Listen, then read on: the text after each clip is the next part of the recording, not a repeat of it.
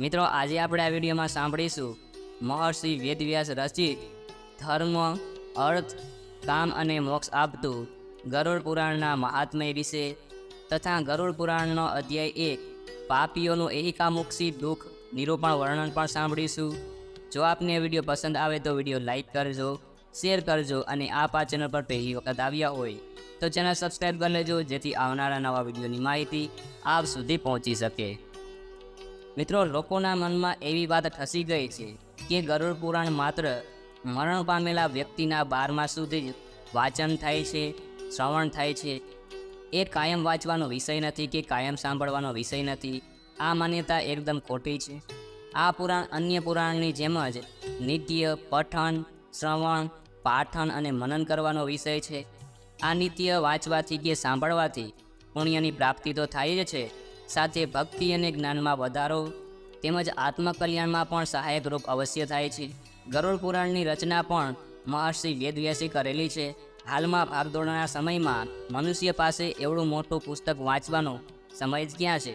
આથી આ વિશાળ ગરુડ પુરાણને આપણે આ ચેનલના માધ્યમથી સંક્ષિપ્તમાં સાંભળીશું। અને આ સંક્ષિપ્તમાં જે ગરુડ પુરાણ છે તેમાં એવી કોઈ પણ માહિતી બાકી નહીં રહી જાય જે મોટા પુરાણમાં છે। આ પુરાણના બીજા ઉત્તરાખંડમાં માનવીએ કેવા કર્મો કરવા જોઈએ જેથી મરણ બાદ પ્રેતીઓની ભોગવવી ના પડે એ સરળ ભાષામાં આપણે સાંભળીશું। યમમાર્ગમાં ભોગવવી પડતી યાતનાઓને તેમજ તેના ઉપાયો માટે કેવા કેવા દાનો આપવા જોઈએ એ બધું આપણે આ વિડીયોમાં સાંભળીશું। માનવીના મરણ પછી સારોદ્ધાર 9 દિવસ સુધી પરિવારજનો દ્વારા વાંચવામાં આવે છે, યાની મૃત્યુના બીજા દિવસથી શરૂ કરી 10મા દિવસ સુધી તે વાંચવામાં આવે છે। ત્યારબાદ 11, 12, 13 આમ આ દિવસો એની મુક્તિ અને સદગતિ માટે કરવાના શ્રાદ્ધો માટે ફાળવવામાં આવ્યા છે। આપણે અંતમાં એટલે કે જ્યારે આપણે આ ગરુડ પુરાણ પૂર્ણ કરશું ત્યારે આપણે પરિવારજનોએ મરણ બાદ શું શું કરવું જોઈએ તે પણ આપણે વિસ્તારથી જાણીશું। તેથી આપને મારી વિનંતી છે કે તમે મારા ચેનલને અવશ્ય સબસ્ક્રાઈબ કરી લેજો, જેથી આવનારા વિડીયો એટલે કે ગરુડ પુરાણના જેટલા પણ અધ્યાયો છે તે તમે શાંતિથી સાંભળી શકો, ગરુડ પુરાણનું જ્ઞાન છે તે તમારા જીવનમાં ઉતારી શકો। ભારતીય જીવનધારામાં જે ગ્રંથોનું મહત્ત્વનું સ્થાન છે એમાં પુરાણો અને ભક્તિ ગ્રંથોને ખૂબ જ મહત્ત્વના માનવામાં આવે છે। પુરાણ સાહિત્ય ભારતીય જીવન અને સાહિત્યની અક્ષુણ્ણ નિધિ છે। એમાં માનવ જીવનના ઉત્કર્ષ અને અપકર્ષની અનેક ગાથાઓ જોવા મળે છે। ભારતીય ચિંતનના પરંપરામાં કર્મકાંડ યુગ અર્થાત જ્ઞાન યુગ, પુરાણ યુગ યાની ભક્તિ યુગનો સતત વિકાસ થતો નજરે પડે છે। કર્મકાંડથી જ્ઞાન તરફ આવતા ભારતીય માનસ ચિંતનના ઉદ્ધવ શિખર પર પહોંચ્યો છે અને જ્ઞાનાત્મક ચિંતન પછી ભક્તિની અવિરત ધારા પ્રવાહિત થઈ છે। મહર્ષિ કશ્યપના પુત્ર પક્ષીરાજ ગરુડ ભગવાન શ્રી વિષ્ણુનું વાહન છે। એક દિવસ ગરુડે ભગવાન વિષ્ણુને મૃત્યુ પછી પ્રાણોની સ્થિતિ, જીવની યમલોકની યાત્રા, અલગ અલગ કર્મોથી પ્રાપ્ત થવાવાળા નરકો, યોનિઓ અને પાપીઓની દુર્ગતિ સંબંધિત અનેક ગુંજ તેમજ રહસ્યથી ભરપૂર પ્રશ્નો પૂછ્યા। એ સમયે ભગવાન શ્રી વિષ્ણુએ ગરુડની જિજ્ઞાસાને શાંત કરીને એમણે જે જ્ઞાનમય ઉપદેશ આપ્યો હતો એ જ ઉપદેશનું આ પુરાણમાં વિસ્તૃત વિવેચન કરવામાં આવ્યું છે। ગરુડના માધ્યમથી જ ભગવાન વિષ્ણુના શ્રીમુખેથી મૃત્યુ ઉપરાંત ગુંજ તેમજ પરમ કલ્યાણી વચનો પ્રગટ થયા હતા। આથી આ પુરાણને ગરુડ પુરાણ કહેવામાં આવ્યું છે। આ પુરાણને મુખ્ય ગારુડી વિદ્યા પણ કહેવામાં આવે છે। સનાતન હિન્દુ ધર્મમાં મૃત્યુ પછી ગરુડ પુરાણના શ્રવણનું પ્રાવધાન છે। આ પુરાણના ઉત્તરખંડમાં પ્રેતકલ્પનું વર્ણન છે અને આ પુરાણ સદગતિ પ્રદાન કરવાવાળું કહેવામાં આવ્યું છે। આના સિવાય આ પુરાણમાં શ્રાદ્ધ, તર્પણ, મુક્તિના ઉપાયો તથા જીવનની ગતિનું વિસ્તૃત વર્ણન છે। ગરુડ પુરાણ એ પવિત્ર વૈષ્ણવ ગ્રંથ છે જેના અધિષ્ઠાતા દેવ ભગવાન વિષ્ણુ છે। આ પુરાણમાં મૃત્યુનું સ્વરૂપ, મરણાસન્ન વ્યક્તિની અવસ્થા અને એના કલ્યાણ માટે અંતિમ સમયે કરવાના કર્મો અને કાર્યો તથા વિવિધ પ્રકારના દાનો જણાવેલા છે। મૃત્યુ પછીની અદર્વ દૈહિક ક્રિયા, પિંડદાન, શ્રાદ્ધ, સર્પિડીકરણ, વૃક્ષોત્સર્ગ, કર્મ વિપાક, પાપોનું નિવારણ વગેરેનું વર્ણન કરવામાં આવ્યું છે। એમાં વિવિધ નરકો, યમદૂત દ્વારા પાપીઓને સજા, સ્વર્ગ તેમજ વૈકુંઠ વગેરેના વર્ણન સાથે ચારેય પદાર્થો જેમાં ધર્મ, અર્થ, કામ અને મોક્ષને પ્રાપ્ત કરવાના વિવિધ સાધનો પણ જણાવેલા છે. મનુષ્ય સાંસારિક બંધનોમાંથી આસક્ત ત્યાગી વૈરાગ્યના પ્રવૃત્ત થઈને કર્મયોગ, આત્મજ્ઞાન અને ભક્તિ દ્વારા પ્રભુના ચરણે જવું જોઈએ. કેમ કે પ્રભુ જ મનુષ્યને જન્મ મરણના બંધનમાંથી મુક્ત કરી મોક્ષ આપનાર છે. માતા, પિતા, દાદા, દાદીના મૃત્યુ પછી તેમની મુક્તિ માટે તેમના પુત્ર, પૌત્ર આદિએ ગરુડ પુરાણ સાંભળવું જોઈએ, જેથી તેમને ઉત્તમ ગતિ પ્રાપ્ત થાય છે અને તેઓ પ્રસન્ન થઈને સંતાનની તમામ મનોકામના પૂર્ણ કરે છે તથા તેમના સુખ અને સંપત્તિમાં વૃદ્ધિ કરે છે. આ ગરુડ પુરાણ સાંભળનાર તથા વાંચનારના પોતાના તમામ પાપોમાંથી મુક્તિ મળે છે અને વિષ્ણુલોકમાં ભગવાન શ્રી હરિની સાથે સુખેથી રહે છે. મિત્રો, આ ગરુડ પુરાણનું જે લોકો શ્રવણ એટલે કે સાંભળે છે અને પઠન એટલે કે વાંચે છે, તેઓ પોતાના તમામ પાપોથી છૂટીને મુક્તિને પામે છે અને વિષ્ણુલોકમાં ભગવાન શ્રી હરિની સાથે સુખેથી રહે છે. તો મિત્રો, હવે આપણે સાંભળીએ ગરુડ પુરાણનો અધ્યાય 1, પાપીઓનું એહિકામુક્ષી દુઃખ નિરૂપણ વર્ણન. ધર્મદત્ત બુદ્ધમૂલો વેદસ્કંદ પુરાણ સાખાથ્યા ઋતુ કુસુમો મોક્ષ ફલો મધુસૂદન પ્રાપ્તો જ્યોતિ. શ્રી વેદવ્યાસજી ગરુડ પુરાણની રચના પૂર્વે ગ્રંથની નિર્વિઘ્ને સમાપ્તિ માટે મંગલાચરણમાં ભગવાન શ્રી હરિને વૃક્ષ રૂપ કહીને સ્તુતિ કરે છે. શ્રી ભગવાન વિષ્ણુ રૂપી વૃક્ષ સર્વશ્રેષ્ઠ છે. ભગવાન રૂપી વૃક્ષના ધર્મ સ્વરૂપ દઢ મૂળ છે. વેદ એની શાખાઓ છે, જેનાથી તે વધુ દ્રઢ બંધાય છે. પવન આદિ કોઈ પણ શક્તિ તેને હટાવી શકતા નથી. વેદ આ વૃક્ષનું થડ છે. પુરાણ શાખાઓ અને જ્ઞાન, તપ, દ્રવ્યમાન, અગ્નાદિ એના પુષ્પો છે. આવા શ્રી હરિરૂપી વૃક્ષમાં આશ્રિત જીવોને મોક્ષરૂપી ફળ પ્રાપ્ત થાય છે. પ્રાચીન સમયની વાત છે. નિમિષારણ્ય ક્ષેત્રમાં સોનક વગેરે ઋષિઓએ અનક મહર્ષિ ઋષિઓ સાથે હજારો વર્ષ સુધી ચાલવાવાળા યજ્ઞની શરૂઆત કરી હતી. આ યજ્ઞ કરવાથી એમને સૌને મોક્ષ મળે અને સ્વર્ગની પ્રાપ્તિ થઈ શકે. એવામાં અચાનક જ સૂતજી ત્યાં આવ્યા. ત્યારે સર્વ ઋષિઓ હર્ષવિહોર બની ગયા અને તેમને ખૂબ જ આદર અને સત્કાર કર્યો. હર્ષિત થવાનું એક વિશેષ કારણ હતું. સૂતજી પૌરાણિક કથાઓ કહેવામાં સિદ્ધહસ્ત હતા અને તેમણે અલગ અલગ રૂપથી અનુભવ પણ પ્રાપ્ત કર્યો હતો. આ બાબતની સૌ ઋષિઓને જાણ હતી. આથી તેમણે સૂતજીને કહ્યું, તમે અમને આ સૃષ્ટિ, ભગવાન, યમલોક તથા અન્ય શુભ અને અશુભ કર્મના સંયોગમાં મનુષ્ય કયા રૂપને પ્રાપ્ત કરે છે, તમે અમને આ સૃષ્ટિ, ભગવાન, યમલોક તથા અન્ય શુભ અને અશુભ કર્મોના સંયોગમાં મનુષ્ય કયા રૂપને પ્રાપ્ત કરે છે એ બતાવવાની અમારા પર કૃપા દ્રષ્ટિ કરો. ત્યારે સૂતજી બોલ્યા, આ સૃષ્ટિના કર્તા નારાયણ વિષ્ણુ છે. આ સૃષ્ટિના કર્તા નારાયણ વિષ્ણુ છે. તે જ નારાયણ વિષ્ણુ જળમાં રહેવાના કારણે નારાયણ છે. લક્ષ્મી દેવીના સ્વામી છે અને એમણે અનેક અવતાર ધારણ કરીને પૃથ્વી પરના અધર્મનો નાશ કર્યો છે અને પૃથ્વીના ભારને ઓછો કર્યો છે. આ રીતે પૃથ્વીની રક્ષા કરી છે. એમણે રામનો અવતાર ધારણ કરીને લંકાના રાજા રાવણ, જે મહાભિમાની રાક્ષસ હતો, તેનો વધ કરીને ઋષિમુનિઓ અને દેવોને તેના ત્રાસમાંથી મુક્ત કર્યા. એમણે નૃસિંહ અવતાર ધારણ કરીને પ્રહલાદ, જે પોતાનો ખાસ પ્યારો ભક્ત હતો, તેનો ઉદ્ધાર કર્યો. સાથે સાથે હિરણ્યકશિપુ, જે ભયાનક દૈત્ય હતો, મહાપાપી હતો, તેનો વધ કરીને ઋષિમુનિઓ તથા દેવગણનો પણ ઉદ્ધાર કર્યો. ભગવાનના હાથે દૈત્યોનો વધ થવાથી તેમને પણ મોક્ષની પ્રાપ્તિ થઈ. આજ ભગવાન વિષ્ણુ સૃષ્ટિના આદિકર્તા, પાલક અને રુદ્રના સ્વરૂપમાં સંહાર કરવાવાળા છે. ભગવાન વિષ્ણુએ જ વરાહનું રૂપ ધારણ કરીને પૃથ્વીનો ઉદ્ધાર કર્યો હતો.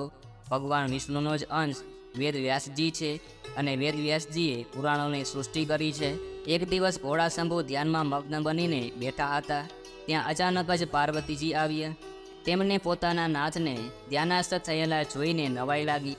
આથી પાર્વતીજીએ ઘોડાશંભુને પૂછ્યું, તમે તો ખુદ ભગવાન છો, સૃષ્ટિના કર્તા છો, પાલક અને સંહારક છો, છતાં પણ તમે કોનું ધ્યાન કરતા રહો છો? તમારાથી મોટું કોણ છે કે જેનું તમે ધ્યાન ધરી રહ્યા છો? પાર્વતીજીનો આવો સવાલ સાંભળીને ભોળાનાથે કહ્યું, હું આદિદેવ ઋષિઓનું ધ્યાન ધરું છું. વિષ્ણુ જ પરમ અને મહાન છે. તે મારા જ નહીં પણ સર્વે દેવોના સર્વોપરી છે, એમનું ધ્યાન ધરીને હું ખુદમાં તલ્લીન રહું છું. આ પ્રમાણે સોનકજીએ જ્યારે સૂતજીને પૂછ્યું તો એમણે જવાબ આપ્યો કે ભગવાન શ્રી વિષ્ણુ જ સઘળા કર્મોના આધાર છે. એ બતાવીને એમણે કહ્યું કે શિવજીએ પાર્વતીને કહ્યું કે હું પરમ બ્રહ્મનું ચિંતન કરું છું. આ પરમ બ્રહ્મ ભગવાન વિષ્ણુ જ છે. હું ભગવાન શ્રી હરિનું ચિંતન કરું છું. ભગવાન વિષ્ણુ જ અનેક રૂપમાં અવતાર લે છે. એમણે જ રામ, કૃષ્ણ, વરા, નૃસિંહ, વામન વગેરેના અવતાર ધારણ કરીને ધર્મનું તથા પ્રજાનું યથાયોગ્ય પાલન પોષણ કર્યું છે. ધર્મની રક્ષા કરી છે. રામના રૂપમાં એમણે રાક્ષસોનો નાશ કરીને દેવોને ભયમુક્ત કર્યા છે. કૃષ્ણના રૂપમાં દુષ્ટ પ્રવૃત્તિવાળા લોકોનો વિનાશ કરીને ધર્મની સ્થાપના કરી છે. ઘોડાશંભુએ આગળ જણાવતા કહ્યું કે હે પાર્વતીજી, વરાહ રૂપમાં વિષ્ણુએ જ પૃથ્વીનો ઉદ્ધાર કર્યો છે અને નૃસિંહના રૂપમાં ભક્ત પ્રહલાદની રક્ષા કરીને હિરણ્યકશિપુનો પણ ઉદ્ધાર કર્યો છે. હું મારા નેત્રો બંધ કરીને સદાય મારા સર્વોપરી દેવ ભગવાન વિષ્ણુનું જ ધ્યાન ધરું છું. આ રીતે ભગવાન વિષ્ણુનો મહિમા સાંભળીને ઋષિઓની ઉત્કૃષ્ટતા અન્ય વિષયોમાં જાગૃત થઈ ગઈ. ઋષિઓએ સૂતજીને પૂછ્યું, એ ભગવાન, તમે ભગવાન શ્રી હરિના મહત્વને સ્થાપિત કરીને જે કાંઈ પણ કહ્યું છે તે ભયમુક્ત કરવાવાળું છે, પરંતુ તમે સંસારના દુઃખો અને કષ્ટોને નષ્ટ કરવાવાળા ઉપાય બતાવો. તમે આ લોક અને પરલોકના કષ્ટનું વર્ણન કરવામાં અતિ જ્ઞાનવાન અને જાણકાર છો. અમને બતાવો કે યમરાજનો માર્ગ કેવો હોય છે અને ત્યાં મનુષ્યને કેવી રીતે યાતનાઓ મળે છે અને ત્યાં માનવીના જીવને કેવા કેવા દુઃખો સહન કરવા પડે છે. ઋષિઓનો આવો ધર્મથી ભરપૂર સવાલ સાંભળીને સૂતજી અતિ હર્ષિત થયા અને બોલ્યા, એ ઋષિઓ, જે વૃત્તાંત ભગવાન શ્રી હરિએ ગરુડજીના પૂછવા પર એમણે બતાવ્યું હતું એ જ હું તમને કહી સંભળાવું છું. યમનો માર્ગ અતિશય યાતનાવાળો અને દુર્ગમ માર્ગ છે, છતાં પણ હું તમારા લોકોના કલ્યાણ માટે એનું વર્ણન કરું છું. ગરુડજીએ સૌ પહેલાં ભગવાન શ્રી હરિને પૂછ્યું કે પ્રભુ, તમારું નામ લેવું તો સાવ સાદું અને સરળ છે, છતાં પણ મનુષ્ય તમારી ભક્તિથી વંચિત રહીને નરકમાં પહોંચે છે. તમારી ભક્તિના અનેક માર્ગ છે, એમની અનેક ગતિઓ છે અને તમે સૌએ મને બતાવ્યું પણ હતું, પરંતુ આ સમયે હું એ જાણવા માગું છું કે જે વ્યક્તિ તમારી ભક્તિથી વિમુખ થઈ જાય છે અને એમને દુર્ગમ માર્ગ મળે છે, પરંતુ આ માર્ગ એમને કેવી રીતે મળે છે અને એની મુશ્કેલીઓ શું છે એ મને જણાવો. એ પ્રભુ, આ માર્ગમાં પ્રાણીઓની અતિશય દુર્ગતિ થાય છે અને જે રૂપમાં તેઓ નરગામી બને છે તે તમે અમને વિસ્તારથી બતાવવાની કૃપા કરો. ગરુડજીની વિનયથી ભરપૂર પ્રાર્થના સાંભળીને ભગવાન શ્રી હરિ મંદ મંદ મુસ્કુરાતા બોલ્યા, એ ગરુડ, તમારા પૂછવા પર હું યમ માર્ગનું વર્ણન કરું છું, કેમ કે આ માર્ગથી થઈને જ પાપી જીવ યમલોકમાં જાય છે. આ વર્ણન અતિશય ભયંકર, કારમો અને દુઃખદાયક છે. જે પોતાના સન્માતિત માનીને ઉગ્ર રહે છે અને ધન તથા મર્યાદામાં ગર્વથી યુક્ત છે તથા રાક્ષસી ભાવને પ્રાપ્ત કરીને દેવી શક્તિરૂપ સંપત્તિથી હીન હોય છે, જે કામ તથા ભોગમાં લીન રહે છે, એને બીજું કાંઈ કામ સૂચતું નથી, બસ તેની નજરે કામ જ દેખાય છે. જેમનું મન મોહમાયામાં ફસાયેલું છે તેઓ અપવિત્ર નરકમાં પડે છે. પરાઈ સ્ત્રીઓ અને પરાયા ધનનું હરણ કરવા માટે અનેક પ્રયાસોના ઉપાય વિચારે છે. સ્ત્રી, પુરુષો, પુત્ર, કલત્ર આદિથી મોહમાયામાં પામ્યા રહે છે. કામ ભોગ સિવાય બીજું કાંઈ જ એમને સૂઝતું નથી. એવા પાપાત્મા અપવિત્ર નરકમાં પડે છે. જે પુરુષ જ્ઞાનવાન થઈને સદાય દુષ્કર્મોથી બચતો રહે છે તે પરમ ગતિને પ્રાપ્ત કરીને મોક્ષ મેળવે છે. પાપાત્મક આત્માને યમલોકમાં અનેક ભયાનક યાતનાઓ અને દુઃખ ભોગવવા પડે છે અને અંતમાં યમયાતના ભોગવે છે. પાપી આત્માઓને આ લોકમાં જે પ્રકારના દુઃખો પ્રાપ્ત થાય છે તે પાપો, હે ગરુડ, તમે ધ્યાનથી સાંભળજો. પછી દુઃખ ભોગવીને જ્યારે મૃત્યુ પ્રાપ્ત કરીને જે પ્રકારે યમયાતના મેળવે છે તે પણ હું તમને કહું છું. મનુષ્ય સંસારમાં જન્મ ધારણ કરીને પોતાના પૂર્વજન્મના સંચિત કરેલા પુણ્ય અને પાપના લીધે સારા અને ખોટા ફળ ભોગવે છે. વૃદ્ધાવસ્થામાં શેષ અશુભ કર્મના ફળ રૂપે શરીરમાં કોઈ પણ ભયાનક વ્યાધિ થાય છે. યા તો હાથ પગ ભાંગવાથી અપંગ બને છે, યા તો પુત્ર દ્વારા હેરાન પરેશાન થઈને ભયાનક યાતના ભોગવે છે. અંતે મરણના ભય અને આપત્તિના કારણે તે હતાશ અને નિરાશ રહે છે. તેના મુખ પર હાસ્ય સદાય ગાયબ થઈ જાય છે, છતાં પણ તે જીવવાની આશા રાખે છે. યુવા અવસ્થામાં જેઓનું શોષણ કર્યું છે એવા પુત્ર પત્નીથી યા પુત્રીથી શોષણ થવા છતાં પણ તેમને વૈરાગ્ય આવતો નથી. ત્યાં જ બળવાન જબરજસ્ત સાપની જેમ કાળ અચાનક જ એને માથે આવીને રોકાય. વૃદ્ધાવસ્થાના કારણે રૂપ વિનાનો કદરૂપો બનીને ઘરમાં જ મૃતક એટલે કે મરેલાની જેમ રહે છે. પુત્ર દ્વારા અપમાનજનક રીતે અપાયેલું ભોજન એ કૂતરાને સમાન ખાય છે. રોગ, બીમારી અને માંદગીના કારણે એનો ખોરાક ઓછો થઈ જાય છે અને હરવા ફરવાની એની શક્તિ ઓછી થવાથી ચેષ્ટા વિનાનો બની જાય છે. વધારે કફથી શ્વાસનળીઓ રૂંધાઈ જાય છે. શ્વાસ લેવા કે બહાર ધકેલવામાં અડચણ આવે છે. ઉધરસ અને શ્વાસના રોગોના કારણે કંઠમાંથી ખરળ અવાજ નીકળે છે. શરીરમાં ચેતના હોવાના કારણે ખાટલામાં પડ્યો વિચારતો રહે છે.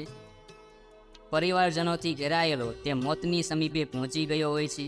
કોઈને બોલાવે તો બોલી શકતો નથી. આવી સ્થિતિ હોવા છતાં પણ ઘર પરિવારના પાલન પોષણમાં એનો જીવ અટકાયેલો હોય છે. પરિવાર પ્રત્યે મોહમાયામાં અટવાયેલો તે રડતો રડતો મરણ પામે છે. હે ગરુડ, મૃત્યુના સમયે દેવતાઓની સમાન પ્રાણીઓની પણ દિવ્ય દ્રષ્ટિ થઈ જાય છે. તે સંસારને પ્રભુમય જુએ છે અને કાંઈ પણ બોલાવવાને અસમર્થ થઈ જાય છે. ઇન્દ્રિયોની વ્યાકુળતાથી ચૈતન્ય પ્રાણી પણ મૂળની સમાન થઈ જાય છે. આ કારણે નજીક આવેલા યમદૂતોના ભયથી પોતાના સ્થાનથી ચલાયનમાન થઈ જાય છે. જ્યારે પ્રાણ વગેરે પાંચેય તત્વો પોતાના સ્થાનથી ચાલે છે ત્યારે મળતા સમયે પાપીની એક ક્ષણ પણ કલ્પની સમાન વીતે છે. સો વીછીના કરડવાથી જે પીડા થાય છે એવી જ યાતના વ્યથા શ્વાસોના નીકળતા સમયે થાય છે. યમદૂતોના ભયથી એ જીવના મુખમાંથી લાળ ઝાડ પડવા લાગે છે. આથી પાપીઓના પ્રાણવાયુ બુદ્ધાના માર્ગમાંથી નીકળે છે.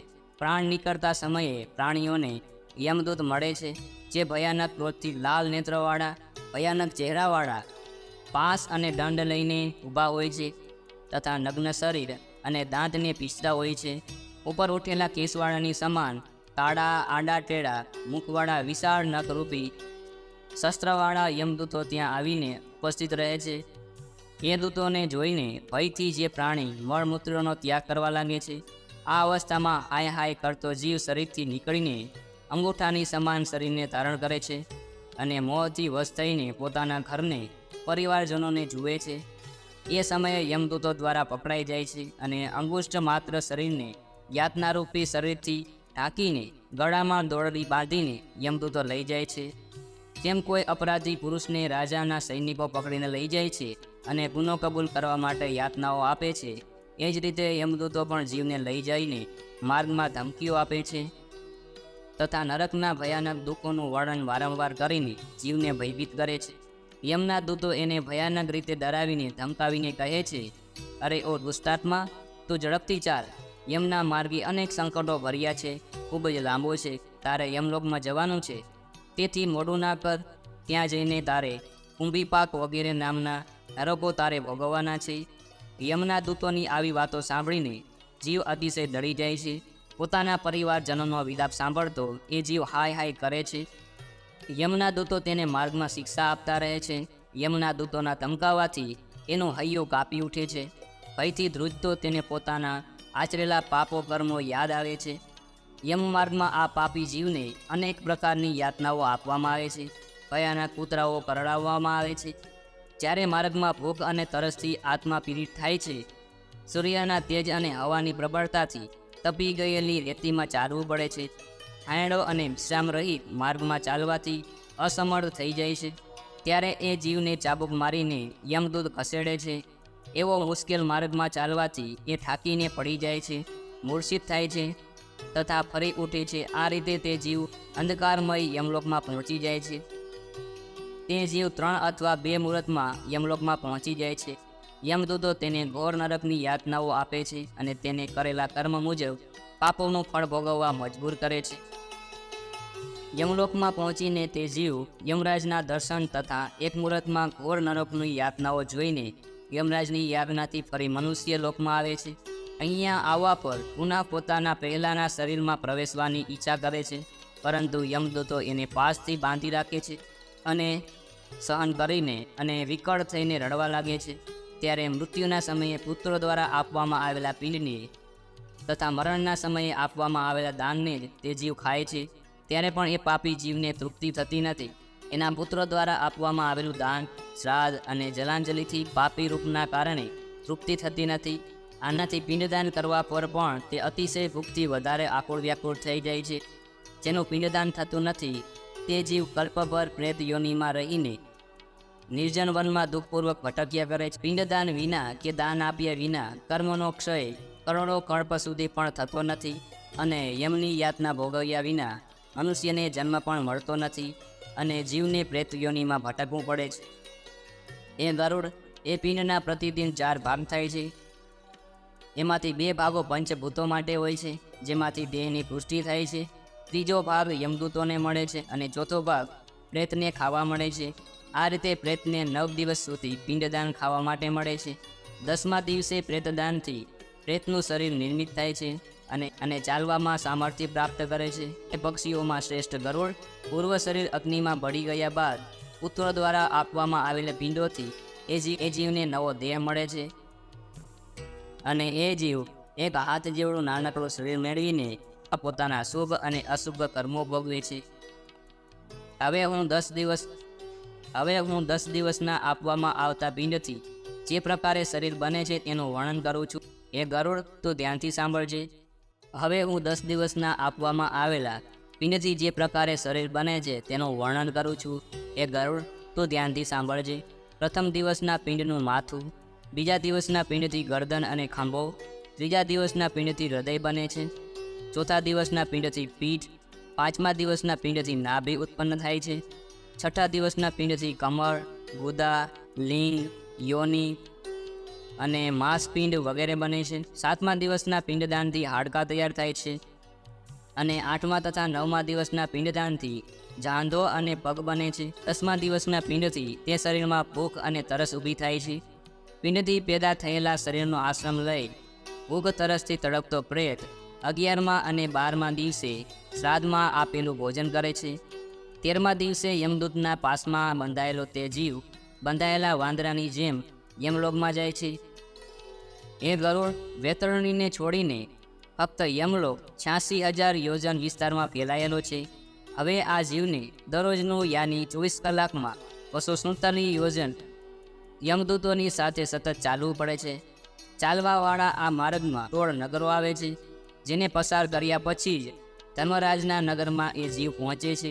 એ નગરોના નામ આ પ્રમાણે છે: સૌમ્યપુર, સોરીપુર, નગેન્દ્ર ભવન, ગંધર્વ, શેલાગામ, કૌજ, કરપુર, વિચિત્ર ભવન, દુઃખદ, નાનાકંદપુર, સુતપ્ત ભવન, રોન્દ્રનગર, પર્યવસણ, સીતાદય, ધર્મપુર અને 16મું નગર યમપુરી છે. યમના પાસમાં બંધાયેલો એ પાપી જીવ માર્ગમાં રોતો કકડતો પોતાના ઘર છોડીને યમલોકમાં જાય છે. યમલોકમાં જવાવાળો પાપી જીવ અનેક ભયાનક યાતનાઓ અને કષ્ટોને સહન કરતો કરતો પીડિત થતો રહે છે. તેની પીડાઓનો અંત આવતો જ નથી. તે પોતાના કર્મોના વિષયમાં ચિંતન કરતો અનેક જાતના ભયાનક દુઃખો તથા પારાવાર કષ્ટો ભોગવે છે. ત્યારે એ જ પ્રકારે ભગવાનને ભૂલીને સારા નરસો કર્મો કર્યા જ કરે છે. તો મિત્રો, જે પણ મારા દ્વારા વંચાયેલું આ ગરુડ પુરાણનો અધ્યાય સાંભળે છે તે તમારા માતા પિતા, પુત્ર, પુત્રી કે પત્ની યા સ્નેહીજનો મરણ પામે ત્યારે યથાશક્તિ પ્રમાણે દાન તથા પિંડદાન 12 દિવસ સુધી અવશ્ય કરજો.